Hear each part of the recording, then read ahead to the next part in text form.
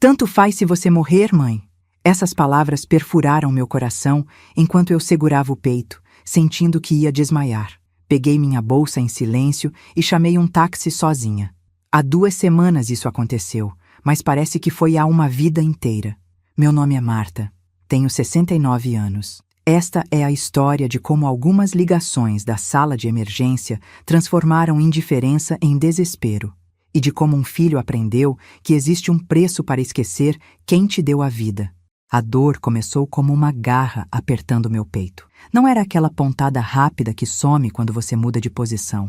Era diferente, profunda, irradiando para o braço esquerdo como se alguém tivesse enfiado um ferro em brasa dentro das minhas veias. Sentei na beirada da cama, suando frio, sentindo o coração bater descompassado. O relógio na mesinha de cabeceira marcava 6h40 da manhã, terça-feira. O sol nem tinha nascido direito ainda. Peguei o celular com a mão tremendo.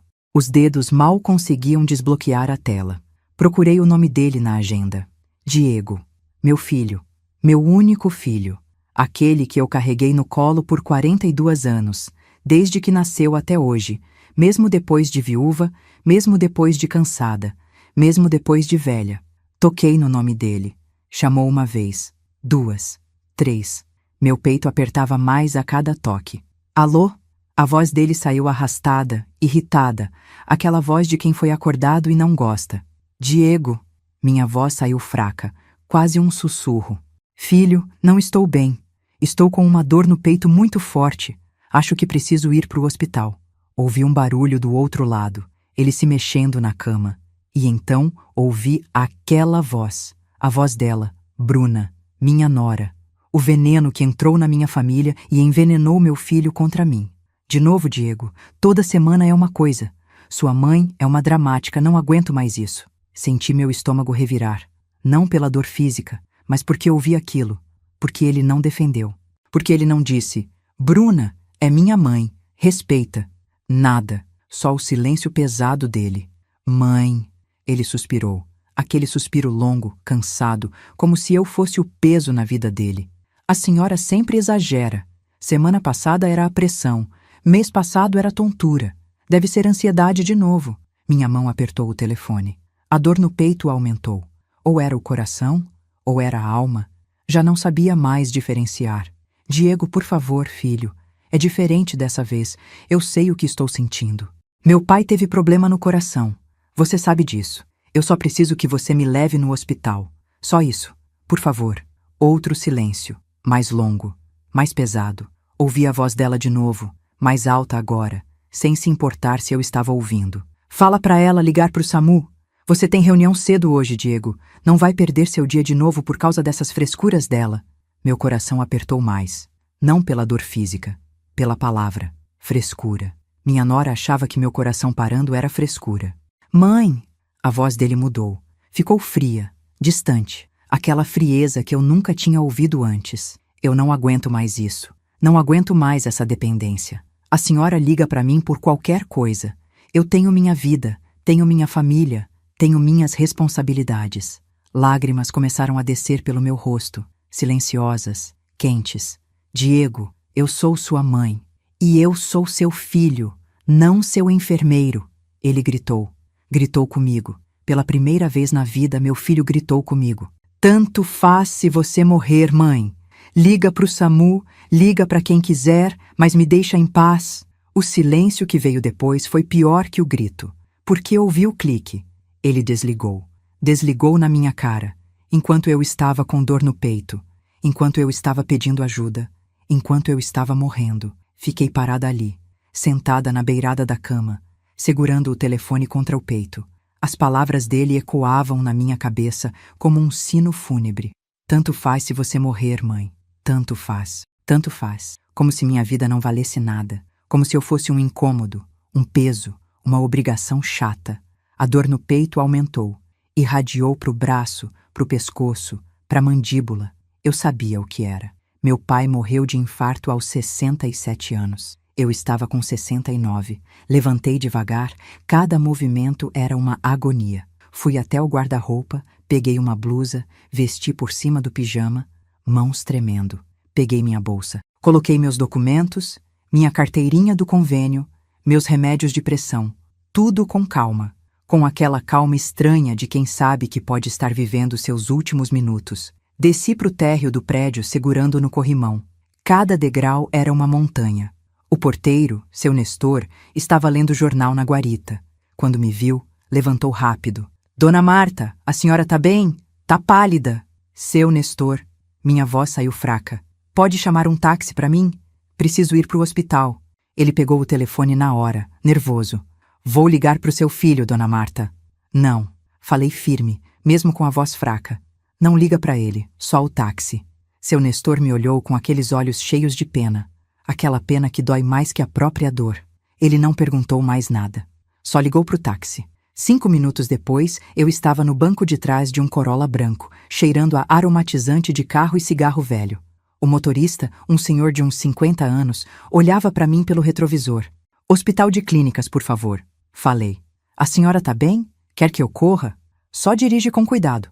Durante o trajeto, olhei pela janela. Porto Alegre acordando. Padarias abrindo. Gente correndo pro ponto de ônibus. Carros no trânsito. A vida seguindo. E eu ali, sozinha, sentindo meu coração falhar, pensando nas palavras do meu filho. Tanto faz se você morrer. Cheguei na emergência. O motorista me ajudou a descer. Não quis cobrar a corrida. Fica com Deus, mãe, ele disse. Um estranho me chamando de mãe com mais carinho que meu próprio filho. A recepção do hospital era aquele branco frio e asséptico, cheiro de álcool e desinfetante, barulho de maca rodando, gente chorando, médico sendo chamado no alto-falante. Me arrastei até o balcão. Dor no peito. Foi tudo que consegui falar. 10 minutos depois, estava numa maca, com eletrodos grudados no meu peito, uma enfermeira tirando meu sangue, outra medindo minha pressão. Tudo acontecendo rápido, mas para mim parecia em câmera lenta. O teto do hospital era branco, cheio de manchas de umidade. Fiquei olhando para aquelas manchas, ouvindo o bip das máquinas, sentindo a agulha no meu braço. Um médico jovem apareceu. Cabelo curto, jaleco branco impecável, estetoscópio no pescoço. Olhou para o monitor, franziu a testa. Senhora Marta, ele disse sério. A senhora teve um princípio de infarto. Está vendo essas alterações aqui no eletro? O coração da senhora está pedindo socorro. Vamos precisar interná-la, fazer cateterismo, ver se há obstrução nas artérias. Eu só balancei a cabeça. A senhora veio sozinha? Ele perguntou, olhando em volta. Vim. Tem alguém que possamos avisar? Família? Engoli seco. Senti o gosto salgado das lágrimas que eu estava segurando. Não precisa avisar ninguém, doutor. Ele me olhou com aquela expressão de médico que viu muita solidão na vida. Mas não insistiu. Só anotou alguma coisa na prancheta e saiu. Me levaram para um quarto. Quarto 312. Uma janela pequena com vista para um estacionamento. Uma cadeira de plástico azul no canto. Uma mesinha de cabeceira com uma jarra de água. E eu, sozinha, deitada numa cama de hospital, com soro no braço e eletrodos no peito, sentindo meu coração tentar continuar batendo. A primeira noite foi a pior, não pela dor física, mas porque toda vez que ouvia passos no corredor, meu coração dava um pulo. Era ele? Diego tinha vindo? Tinha se arrependido?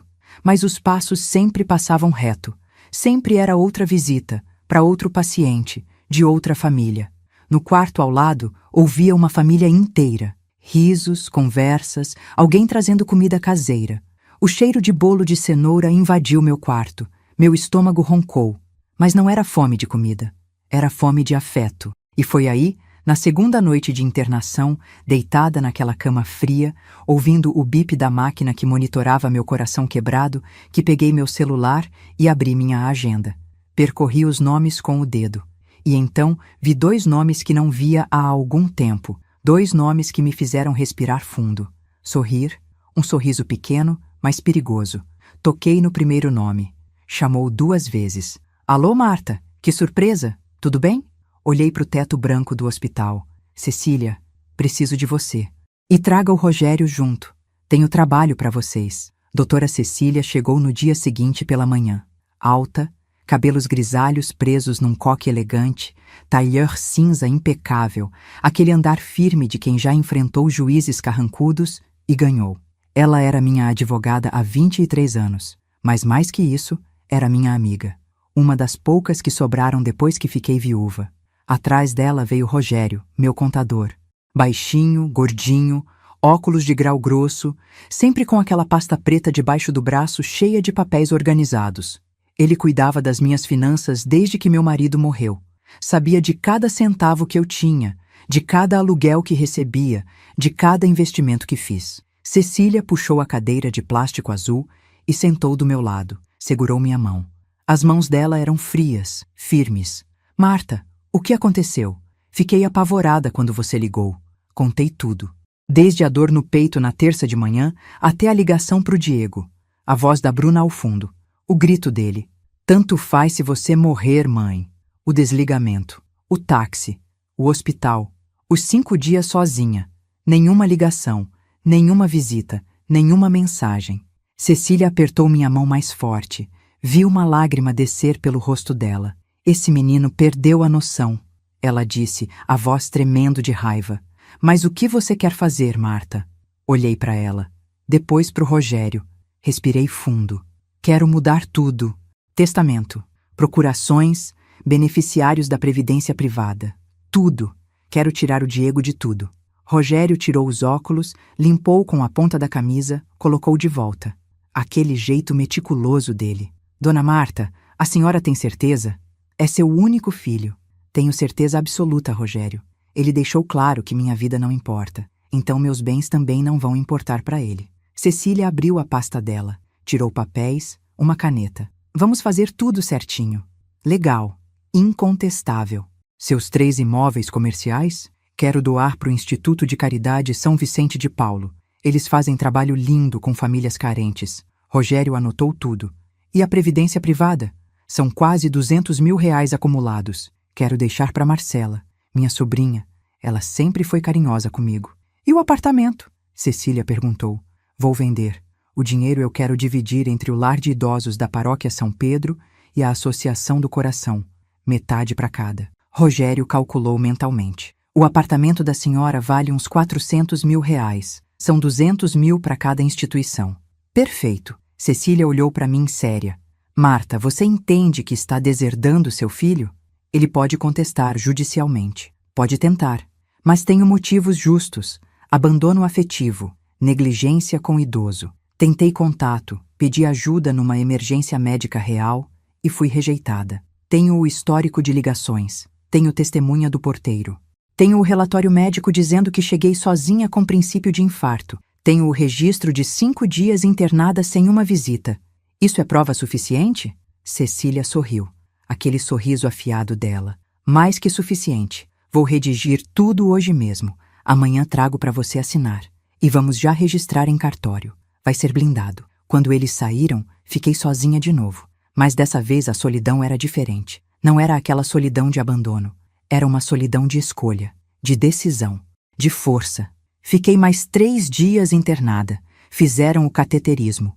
Colocaram 2 stents nas minhas artérias. O médico disse que eu tinha tido sorte, que se tivesse demorado mais 1 hora, talvez não estivesse ali para contar história. No dia da alta, Cecília veio me buscar. Me levou para casa no carro dela. Quando entrei no meu apartamento, senti o cheiro de mofo, de abandono. As plantas da varanda estavam murchas. A pia tinha uma xícara de café que eu tinha deixado na terça de manhã, 1 semana atrás. A vida tinha congelado. Sentei no sofá. Aquele sofá bege que eu comprei quando o Diego tinha 10 anos. Quantas vezes ele pulou nesse sofá? Quantas vezes assistimos desenho juntos? Quantas vezes ele dormiu no meu colo aqui? Chorei. Pela primeira vez desde aquela terça-feira, chorei. Chorei alto, chorei feio, chorei tudo que tinha segurado. Chorei pela mãe que fui, pelo filho que criei, pelo filho que perdi, pela traição, pela solidão, pela dor física e pela dor da alma.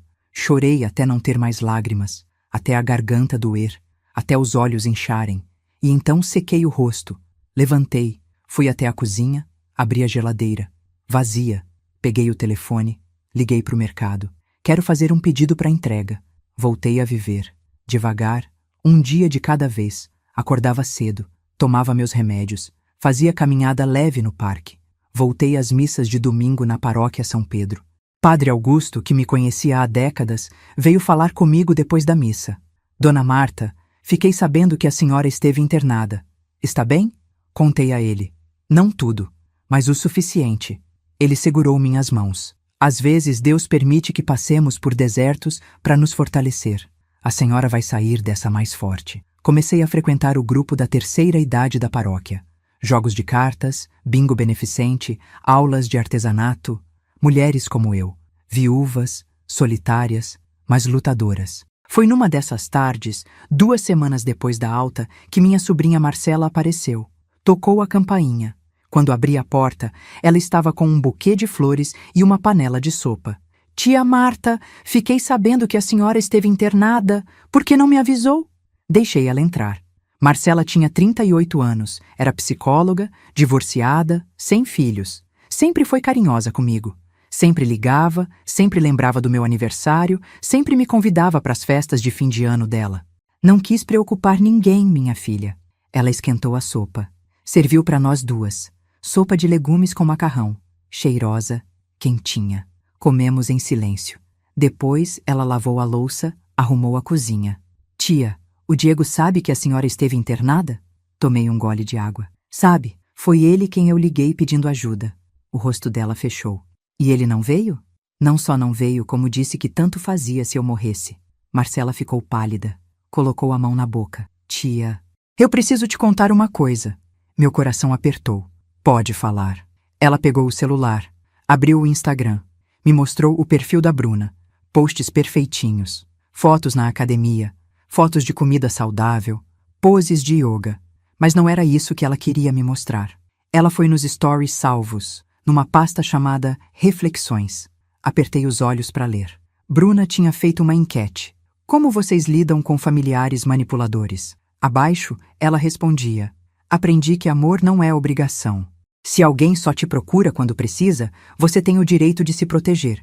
Minha sogra sempre teve saúde perfeita, mas toda semana inventa uma doença para chamar atenção. Aprendi a dizer não. Senti algo virar no meu estômago. Continuei lendo. Outro post. Herdeiros conscientes sabem que precisam se blindar. Quanto mais você cede, mais eles exigem. Quando a família é tóxica, o melhor remédio é o distanciamento. Marcela deslizou para outro print. Um comentário de alguém perguntando: mas e se for sua sogra doente? Resposta da Bruna. Deixa a natureza seguir seu curso. Cada um tem seu tempo. Não podemos sacrificar nossa vida por pessoas que já viveram a delas. Minha mão tremeu. Marcela segurou minha mão. Tia, tem mais.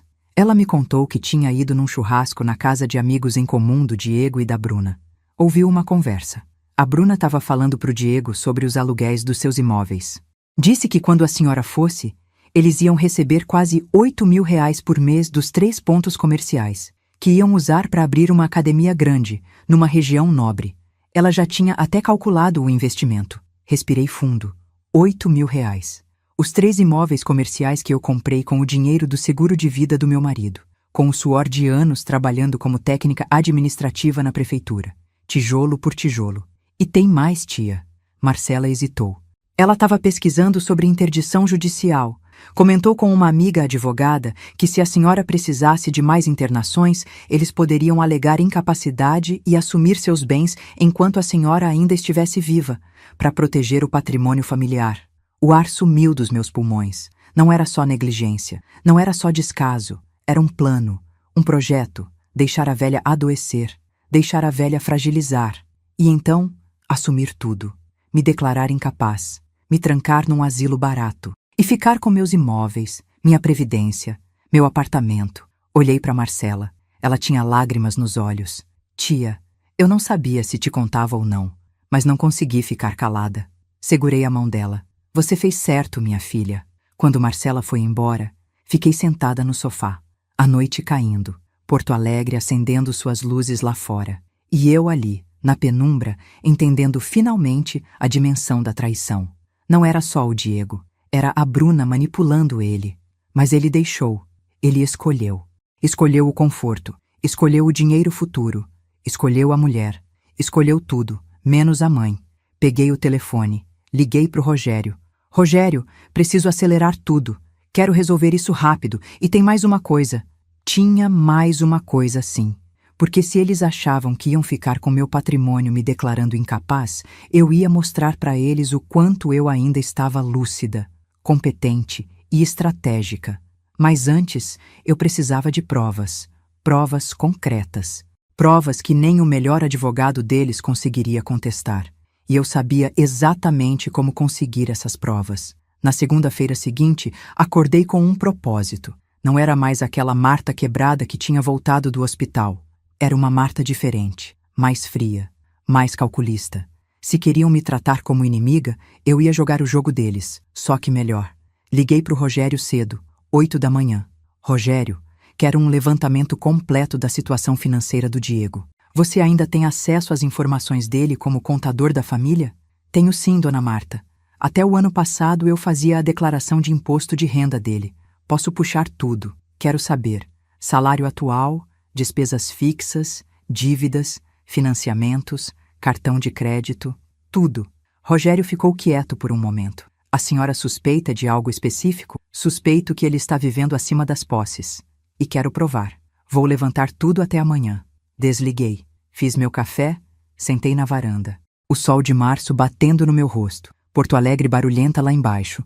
Ônibus, carros, gente correndo, a vida acontecendo. E eu ali, tramando. Rogério me ligou na terça à tarde. Voz preocupada. Dona Marta, a senhora precisa ver isso pessoalmente. Posso passar aí? 1 hora depois, ele estava sentado na minha mesa de jantar, papéis espalhados na frente. O Diego ganha líquido R$ 7.200 por mês como gerente comercial da Lumitec. Não é pouco, mas olha só os gastos. Ele foi me mostrando. Financiamento do carro, R$ 1.800. Aluguel do apartamento em Três Figueiras, bairro Nobre, R$ 3.500. Condomínio, R$ 700. Cartão de crédito, fatura média de R$ 4.000 por mês. Academia da Bruna, R$ 500 dela, 300 dele. Restaurantes, roupas, viagens. Rogério, como ele paga tudo isso? Não paga, olha aqui. Ele me mostrou extratos. Ele tem R$ 2.000 negativos na conta. Tem um cheque especial de 10.000 que já usou 8.000. Tem 3 cartões de crédito estourados. E olha isso. Ele pôs na frente um papel diferente. Ele pegou um empréstimo consignado de R$ 50.000 em janeiro. Tá pagando 1.200 por mês. Senti um frio na barriga. 50.000? Pra quê?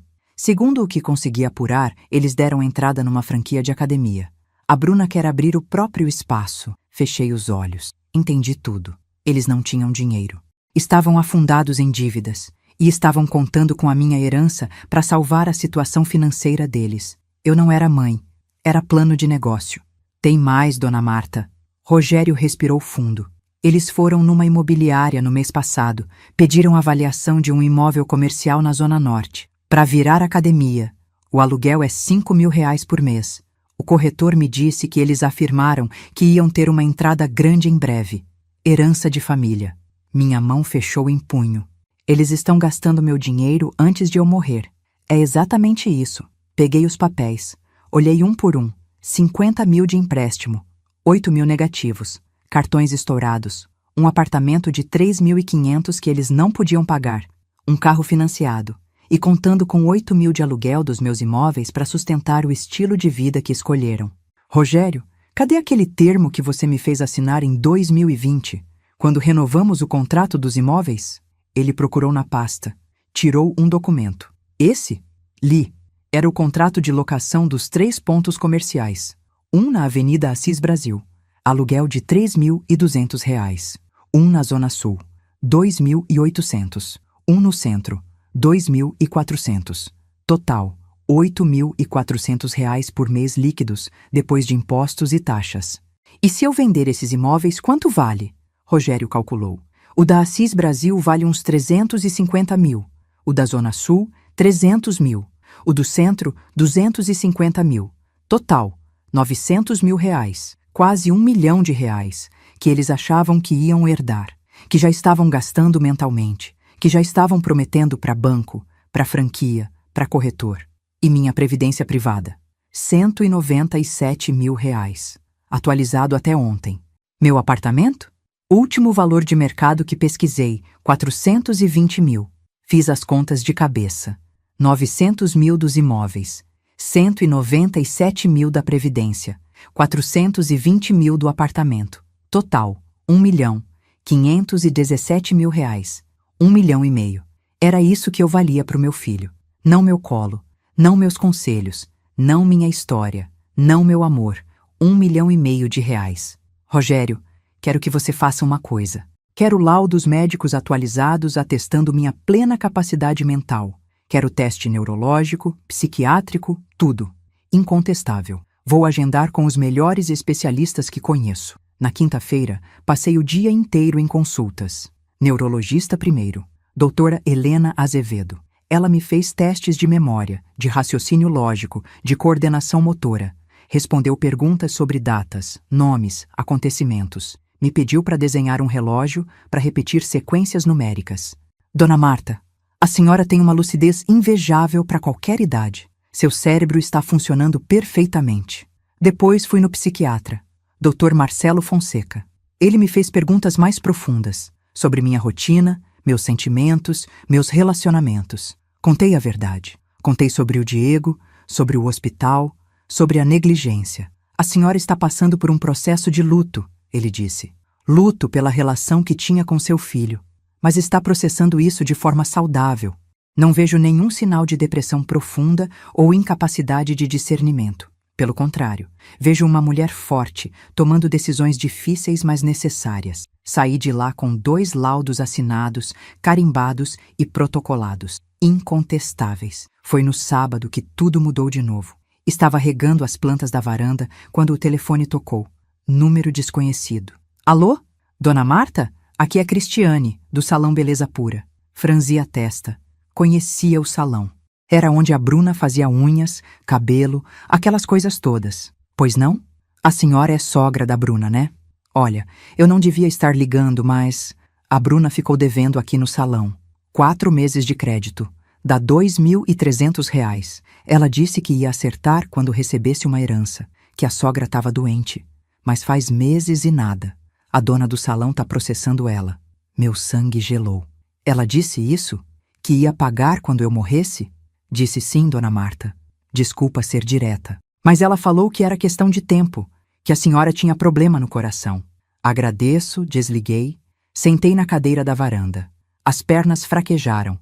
Eles não estavam só contando com minha herança. Estavam usando minha morte futura como garantia para dívidas presentes. Na segunda-feira seguinte, algo ainda pior aconteceu.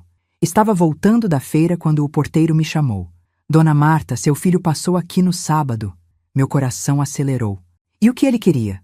Perguntou se a senhora ainda morava aqui, se estava bem de saúde. Perguntou se recebia muita visita. Seu Nestor olhou para mim com preocupação. Dona Marta, ele perguntou se a senhora tinha algum problema de memória, se esquecia as coisas, se estava confusa. O chão sumiu debaixo dos meus pés. E o que você respondeu? Falei a verdade, que a senhora é lúcida, paga condomínio em dia, conversa normal, não tem nenhum problema. Subi pro apartamento com as sacolas da feira. Coloquei tudo na geladeira automaticamente, mas minha cabeça estava longe.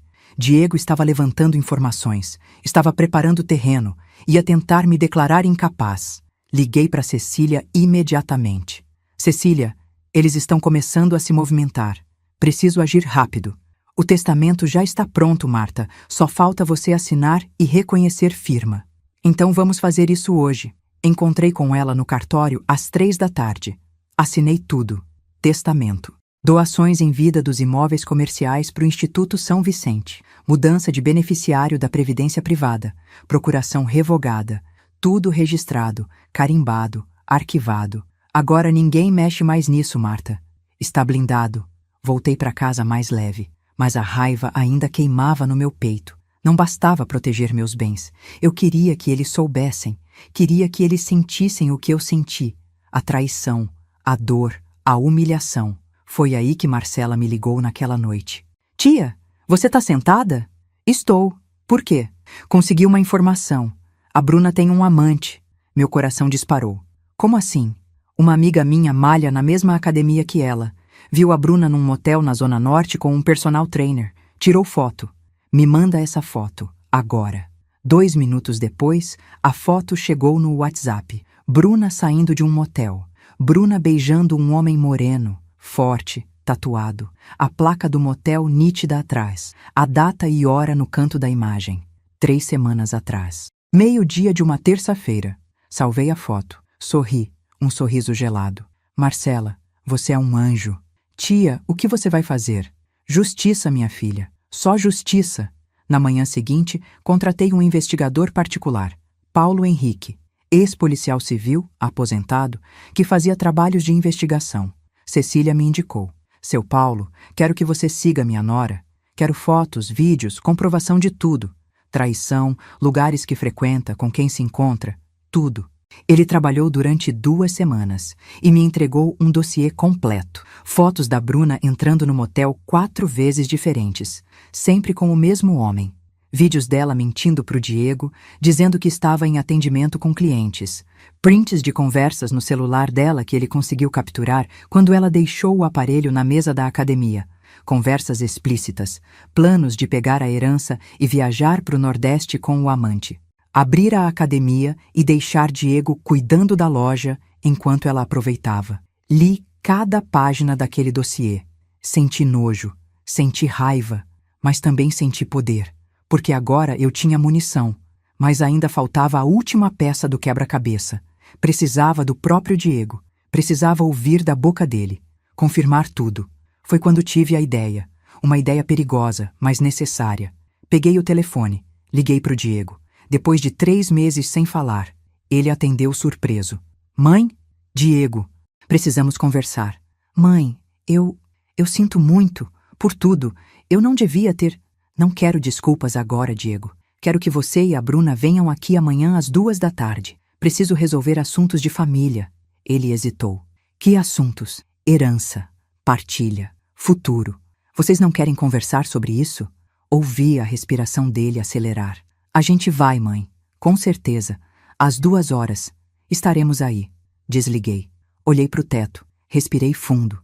A armadilha estava armada. O banquete da verdade seria servido. E dessa vez, eu não ia ser a que engolia seco. Ia ser a que fazia engolir. Acordei às 6 da manhã do dia seguinte. Não tinha dormido direito. Não por medo, mas por ansiedade. Aquela ansiedade boa, de quem sabe que está prestes a fazer justiça. Tomei banho demorado. Coloquei minha roupa mais bonita. Calça social preta, blusa branca de seda, sapato de salto baixo. Fiz o cabelo. Passei batom. Me olhei no espelho. 69 anos. Cabelos grisalhos. Rugas de expressão. Mas os olhos estavam vivos. Afiados. Perigosos. Liguei para Cecília. Está pronta para hoje? Estou. Vou chegar meia hora antes. Vou ficar no quarto, você me chama quando precisar. Combinado. Às 10 da manhã, comecei a preparar a casa. Tirei a mesa de jantar do lugar. Coloquei no centro da sala. Pus 3 cadeiras, uma de cada lado e uma na cabeceira. Minha cadeira. A cadeira do poder. No centro da mesa coloquei 3 pastas. Uma vermelha, uma azul, uma preta.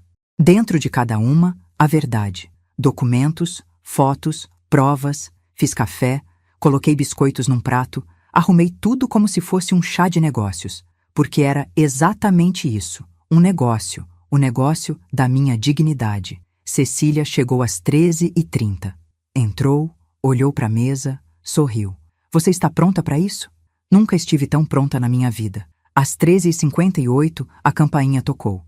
Respirei fundo. Fui até a porta. Abri. Diego estava com uma camisa social azul, calça jeans, cabelo penteado com gel. Parecia mais magro, olheiras profundas. Bruna ao lado dele, vestido colado, salto alto, bolsa de marca, óculos escuros na cabeça, sorriso falso. Oi, mãe. Diego tentou me abraçar. Dei um passo para trás. Entrem. O sorriso da Bruna vacilou. Eles entraram.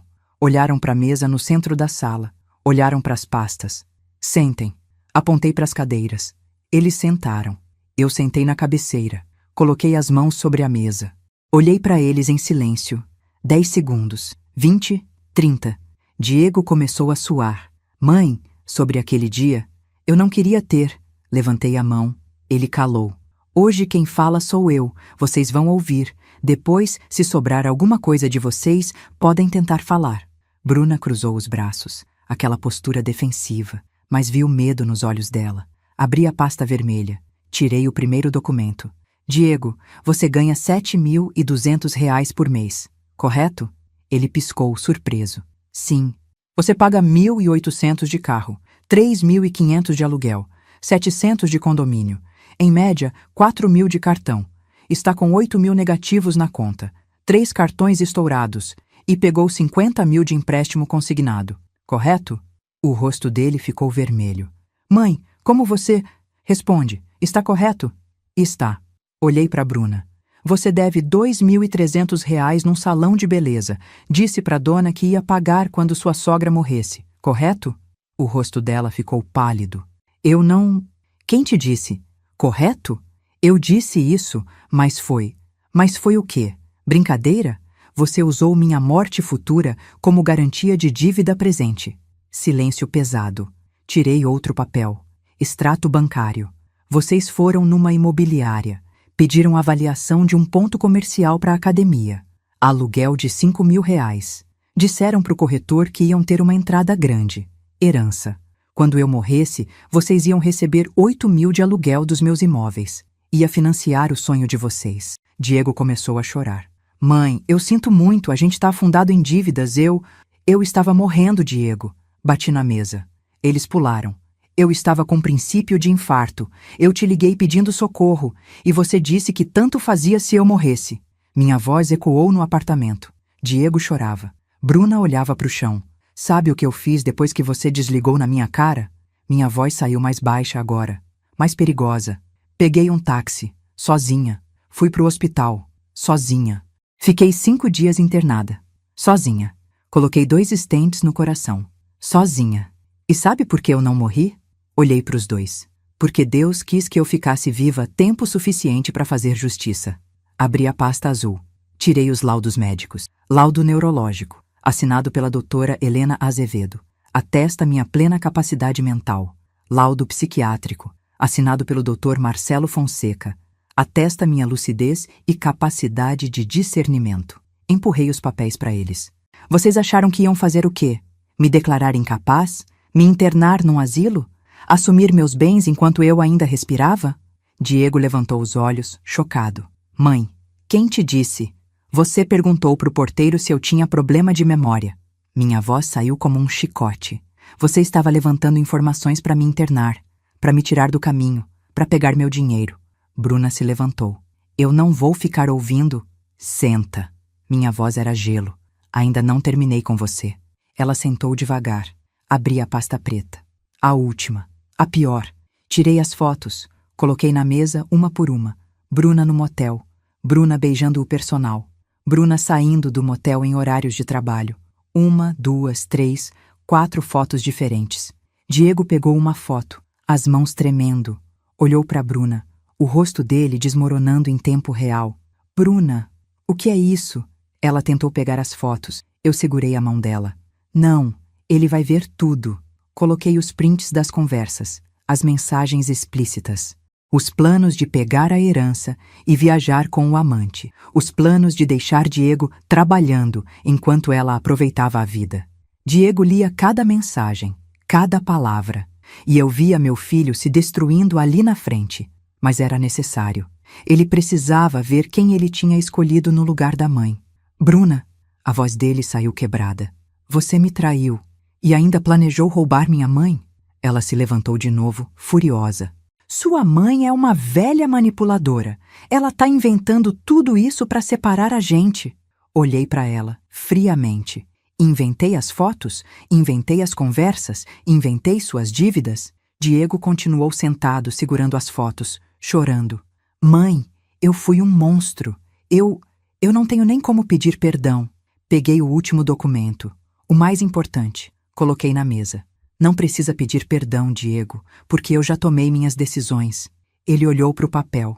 Era o testamento registrado. Meus 3 imóveis comerciais foram doados em vida para o Instituto de Caridade São Vicente de Paulo. Processo já concluído. Não são mais meus. Minha previdência privada, R$ 197.000, tem como beneficiária a Marcela. Meu apartamento será vendido.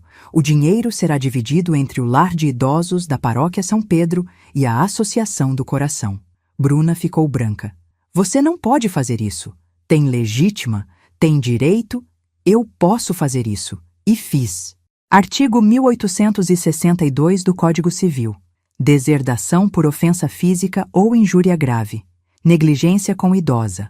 Abandono material e afetivo. Está tudo documentado. Histórico de ligações mostrando que pedi socorro. Relatório médico mostrando que cheguei sozinha com princípio de infarto. Registro de 5 dias internada sem visitas. Depoimento do porteiro. Tudo registrado em cartório. Incontestável. A voz de Cecília veio do corredor. E se tentarem contestar judicialmente, vão perder. Eu garanto. Cecília saiu do quarto. Entrou na sala. Tailleur impecável. Pasta executiva na mão. Olhou para os dois como um juiz olha para criminosos. Doutora Cecília Rodrigues. Advogada da Dona Marta há 23 anos. Todos os documentos foram registrados seguindo o mais rigoroso protocolo legal. Qualquer tentativa de contestação vai resultar em exposição pública de todas as provas que vocês viram hoje, incluindo a traição conjugal. Bruna começou a chorar, não de tristeza, de raiva, de ódio. Pegou a bolsa e saiu batendo a porta. Diego ficou. Caiu de joelhos no chão. Segurou minha mão. Mãe, me perdoa. Eu vou consertar tudo. Vou terminar com ela. Vou fazer terapia. Vou reconquistar sua confiança. Retirei minha mão devagar. Não, Diego. Você teve sua chance. Quando eu estava sozinha naquele hospital. Quando eu te liguei pedindo socorro. Quando eu precisei de você. Você escolheu ela. Escolheu o dinheiro. Escolheu tudo. Menos a mãe. Ele soluçava no chão. Por favor, mãe. Levantei da cadeira. Fui até a porta. Abri. Pode ir, Diego. Não tenho mais nada para falar. Ele levantou cambaleando. Passou por mim. Parou no batente da porta. Olhou para trás. Eu te amo, mãe. Olhei para ele. Meu filho. Aquele bebê que eu carreguei no colo. Aquele menino que eu ensinei a andar. Aquele homem que me traiu da pior forma. Eu também te amei, Diego. Passado. Fechei a porta. E pela primeira vez em meses, senti paz. 3 semanas depois daquele confronto, acordei com o sol entrando pela janela do meu apartamento novo. Menor, mais prático. 2 quartos num prédio sem elevador na Cidade Baixa. Perto da igreja, perto do mercado, perto da vida simples que eu sempre quis. Vendi meu apartamento antigo em 2 semanas. 420 mil reais. Divididos conforme planejado. 210 mil para o Lar de Idosos São Pedro, 210 mil para a Associação do Coração.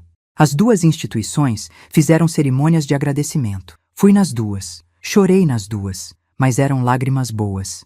Os imóveis comerciais já estavam transferidos para o Instituto São Vicente, gerando renda para famílias carentes. O aluguel que ia para a academia da Bruna agora pagava cesta básica, material escolar, consultas médicas para quem precisava. A previdência privada mudou beneficiária. Marcela chorou quando soube. Tia, eu não fiz isso por dinheiro. Eu sei, minha filha. Por isso você merece. Acordo às 6. Tomo café na padaria da esquina. Pão quente, café com leite, conversa com Dona Rosa, a doceira. Ela me conta da vida dela. Eu conto da minha. Volto para casa andando. Subo 3 lances de escada devagar. Mas subo. O médico disse que exercício faz bem pro coração. Às terças e quintas, vou na paróquia São Pedro. Ajudo na distribuição de alimentos. Separo as cestas básicas com outras voluntárias. Dona Irene, Dona Lourdes, Seu Manuel. Gente simples, gente boa. Gente que valoriza a presença, não herança. Às quartas e sábados, tenho aula de pintura em tela com um grupo da terceira idade. Descobri que tenho jeito. Pintei um pôr do sol sobre o Guaíba. Pintei a Igreja das Dores. Pintei a Redenção com crianças brincando. O professor disse que tenho sensibilidade. Às sextas faço caminhada com Marcela no Parcão. 3 quilômetros. Devagar, mas constante. Conversamos sobre tudo. Sobre a vida dela, sobre a minha. Sobre como as coisas mudam. Ela me disse que está namorando de novo. Um médico veterinário. Levou ele para me conhecer. Gente boa. Olhos gentis.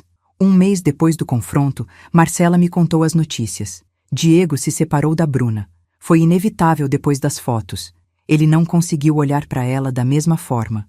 Ela não conseguiu esconder o que era. Bruna voltou para a casa dos pais em Canoas. O personal trainer sumiu quando viu que não ia ter dinheiro de herança. A franquia de academia nunca saiu do papel. Os 50 mil do empréstimo viraram dívida permanente. Diego teve que devolver o carro para não perder para o banco. Saiu do apartamento de 3.500. Alugou um quarto numa república em Petrópolis, R$ 600 por mês. Divide com 2 estudantes universitários. Aos 42 anos, voltou a morar em pensão. O emprego na Lumitec foi embora. Corte de pessoal. Ficou 2 meses desempregado. Conseguiu uma vaga como vendedor numa loja de materiais de construção. Salário de R$ 3.000. Comissão por meta. Marcela disse que ele começou terapia, 2 vezes por semana. Está tentando entender onde errou, como deixou uma mulher manipulá-lo contra a própria mãe, como destruiu a relação mais importante da vida dele por causa de dinheiro que nunca foi dele. Ele me liga toda semana, toda quinta-feira, 6 da tarde. Eu atendo, deixo ele falar. Ele chora, pede perdão, diz que quer reconstruir nossa relação, que está fazendo terapia, que terminou com Bruna, que aprendeu a lição. Eu ouço, não desligo, mas também não prometo nada. Encontrei com ele uma vez, 2 meses depois do confronto, num café neutro no bairro Moinhos de Vento. A Marcela que organizou, ela ficou numa mesa do lado, de olho. Diego chegou de ônibus, cansado, roupa simples, sem gel no cabelo, sem relógio caro, sem nada daquele verniz de sucesso que a Bruna tinha construído. Sentou na frente, pediu um café preto, ficou olhando para a xícara, sem coragem de olhar para mim. Mãe, a voz dele saiu embargada. Eu perdi tudo. Meu casamento, minha casa, meu carro, meu emprego. Mas o pior foi perder você, perder sua confiança, perder seu amor. Tomei um gole do meu cappuccino, olhei para ele, aquele homem quebrado na frente, meu filho, que um dia foi minha alegria. Você não perdeu tudo, Diego. Ele levantou os olhos esperançoso. Você só perdeu o que nunca valorizou. Vi as lágrimas dele caírem, silenciosas, pesadas. Eu valorizava você, mãe. Eu só me perdi. A Bruna me manipulou, me fez acreditar que... Levantei a mão. Não bota a culpa só nela. Você escolheu acreditar. Você escolheu me ignorar. Você escolheu dizer que tanto fazia se eu morresse. Foram palavras da sua boca, Diego, não da boca dela. Ele cobriu o rosto com as mãos. Chorou ali, no meio do café, sem se importar com quem estava vendo. Eu queria morrer quando lembro do que te falei. Eu queria voltar no tempo e me dar um tapa na cara. Não dá para voltar no tempo. Falei, firme. Só dá para seguir em frente. Eu segui. Você precisa seguir também. Mas eu quero que seja comigo você seguindo, mãe. Quero reconquistar seu amor. Olhei pela janela do café. Porto Alegre lá fora. Carros, gente, vida acontecendo. Diego, eu não sei se isso é possível. Você quebrou algo dentro de mim que talvez não tenha conserto. Mas a gente pode tentar? Ele segurou minha mão. Aquela mão que eu segurei quando ele era bebê, quando era criança, quando era jovem. Por favor, mãe, me dá uma chance de provar que eu mudei. Retirei minha mão devagar. Não é sobre você provar nada, Diego. É sobre eu decidir se quero abrir meu coração de novo para alguém que já deixou claro que minha vida não valia nada. Fiquei mais meia hora ali. Ele me contou da terapia, do trabalho novo, de como estava reconstruindo a vida tijolo por tijolo, como eu mesma ensinei. De como estava aprendendo a viver com menos, a valorizar coisas simples, a entender que dinheiro não compra dignidade. Quando me levantei para ir embora, ele me abraçou. Um abraço desesperado, como quem abraça alguém pela última vez. Eu te amo, mãe. Dei 2 tapinhas nas costas dele. Carinho automático. Memória muscular de anos sendo mãe. Eu também te amei, Diego. Mas amor não basta quando o respeito acabou. Saí do café. Marcela veio comigo. Andamos em silêncio até o ponto de ônibus. Você vai perdoar ele um dia, tia? Olhei para o céu de Porto Alegre. Nublado. Típico gaúcho. Não sei, Marcela. Tem feridas que cicatrizam. Tem feridas que deixam marca para sempre. Hoje, 4 meses depois daquele dia no hospital, acordo agradecendo. Agradecendo por estar viva, por ter saúde, por ter descoberto a tempo que existência sem respeito não é vida. Tomo meu café com Dona Rosa. Dona Marta, a senhora tá com cara boa hoje. Estou bem, Rosa. Melhor do que estive em anos. Vou na feira com Dona Irene, minha vizinha nova. Escolhemos tomates juntas. Pechinchamos o preço da alface. Rimos à toa. Dividimos táxi na volta. Almoço sozinha. Mas não é uma solidão triste. É uma solidão escolhida. Tranquila. Coloco música de Elis Regina, faço um risoto de frango, como olhando a cidade baixa pela janela. De tarde, bordo toalhas para o bazar beneficente da igreja. Minhas mãos ainda tremem um pouco por causa dos remédios do coração. Mas bordo, ponto por ponto. Paciência. Diego continua ligando toda quinta. Já são 17 ligações. 17 vezes que ele pede perdão.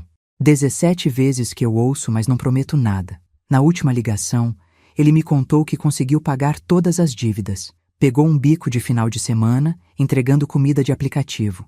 Trabalha 7 dias por semana. Junta centavo por centavo. Já pagou o salão que a Bruna devia. Pagou os cartões. Está pagando o empréstimo. Estou aprendendo o valor do dinheiro, mãe. Do trabalho. Da dignidade. Ainda bem, filho. Nunca é tarde para aprender. Você está feliz, mãe? Olhei para o meu apartamento pequeno. Meus quadros na parede. Minhas plantas na varanda. Minha vida simples e leve. Estou, Diego. Estou em paz. Ele ficou quieto do outro lado. Depois suspirou. É tudo o que eu queria. Você em paz. Então fica feliz, porque eu consegui. Tem dias que penso em perdoar ele. De verdade. Não esse perdão protocolar, de atender telefone, mas um perdão real, de reconstruir vínculo, de voltar a ser mãe e filho. Tem dias que acho que é possível. Que as pessoas erram, aprendem, mudam, que família é para sempre, que sangue é mais forte que mágoa. Mas tem outros dias que olho para o meu peito, sinto a cicatriz dos stents, lembro da dor daquele hospital, das palavras dele ecoando no meu ouvido.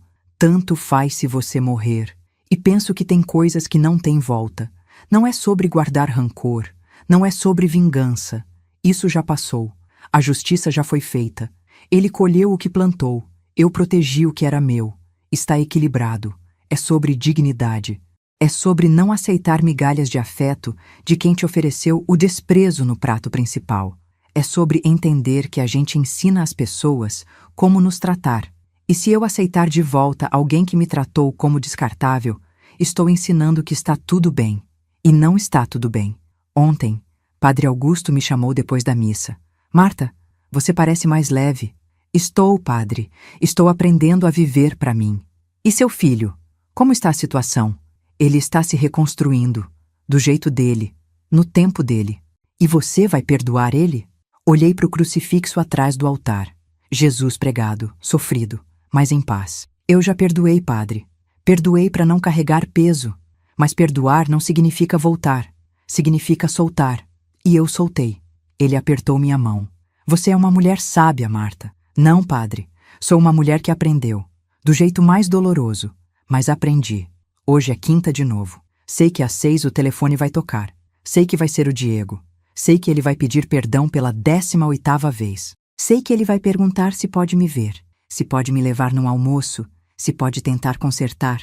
E eu não sei o que vou responder. Talvez um dia eu aceite. Talvez um dia a gente consiga reconstruir algo. Não vai ser como antes.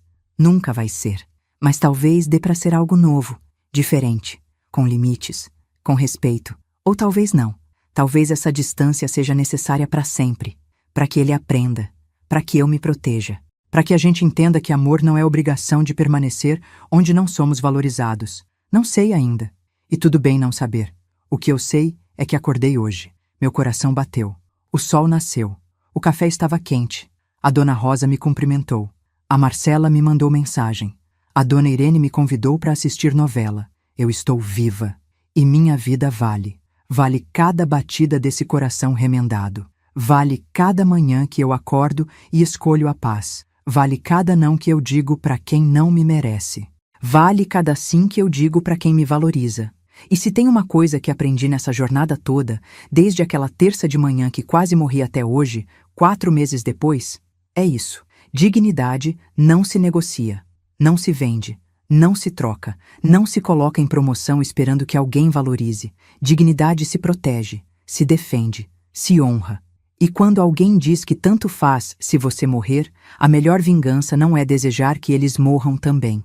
A melhor vingança é continuar vivendo, mas vivendo bem, vivendo leve, vivendo em paz, porque no final, quem perdeu não fui eu. Eu estou aqui, de pé, respirando, sorrindo, plantando flores na varanda, pintando telas, distribuindo cestas básicas, caminhando no parque, tomando café com amigas novas. Quem perdeu foi quem achou que eu era descartável e descobriu tarde demais que eu era insubstituível. Se você gostou dessa história, se ela te tocou, se você conhece alguém que precisa ouvir isso, compartilha. Comenta aqui embaixo o que você sentiu. E se inscreve no canal para não perder as próximas histórias, porque a gente não está sozinho.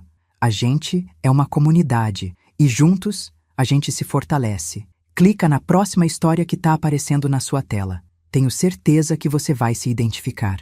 Um abraço forte e lembra, sua dignidade não se negocia.